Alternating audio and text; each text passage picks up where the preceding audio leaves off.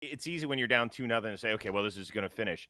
We do have to keep in mind that the White Sox had the best home record in the American League, and I think that the Dodgers were the only team that surpassed them in all of baseball for home wins. I believe that was right. I know it was right heading into the last 10 days of the season. With all Well, that they get being to play a said, lot of home games against those shitty teams. hey, you can laugh and joke, but that's the point I was about to make. Yeah. They were the champion of the worst division in baseball, far and away. They did not have one other team in there that finished above 500. And while Houston never got pushed by a fading Oakland team and an upstart Seattle team, which was strictly fighting for the wild card, you always felt like they were playing for something. What was the White Sox last meaningful game before this week? Field of Dreams. Field of Dreams game. Field of Dreams. That's Why? first. Because it was a made-for-TV event. Yeah. It really didn't matter. I think they ended up losing the series to you guys anyway. So if they gotten swept, it wouldn't have impacted them one bit. So they were just, I think it's hard to go 4 months without playing a game that doesn't mean shit.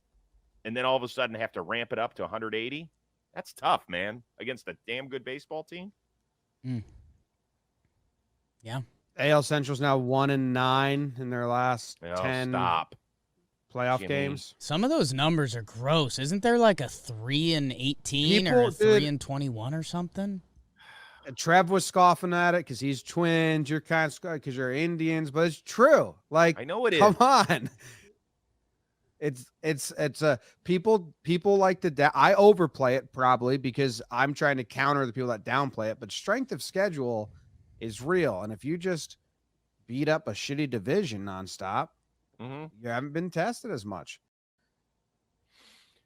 Yeah, I mean, I think it's fair to say. I think the toughest thing in sports to do is self-evaluate, and so you have to know what your strengths and weaknesses are, and so you can put up all the gaudy numbers like the White Sox have, where they led the AL in ERA, but who are you doing it against?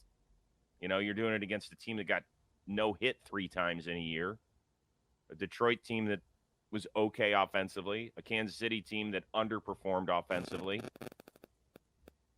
You know, I think and the Minnesota that sucked. last year, especially because it was the weird year. So the Central stayed in the Central, the East stayed in the East, the West stayed in the West.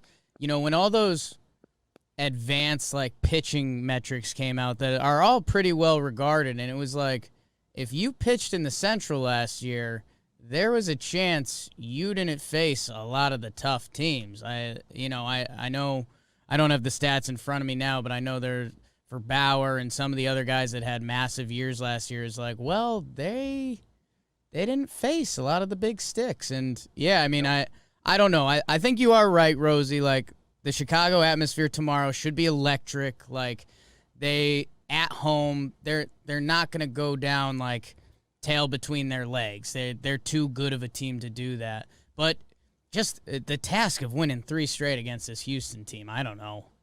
No. It's tough. Yeah, It's going to be Framber's the tough. only pitcher to give up multiple runs. Yeah. Yep. In 2 games. I mean, I think Graveman gave up a run. Yeah, he looked a little shaky at times. I will say this, and I know we have to move on. If you're not a Houston fan or a Chicago fan, root for Chicago tomorrow. Root for more baseball. That's what you want. Oh, We yeah. won 4 games on Monday, so root for the White Sox. Let their fans have a day. I don't think they're going to end up winning the series. I actually have Houston in the World Series. And there you go. Thank you. Amen.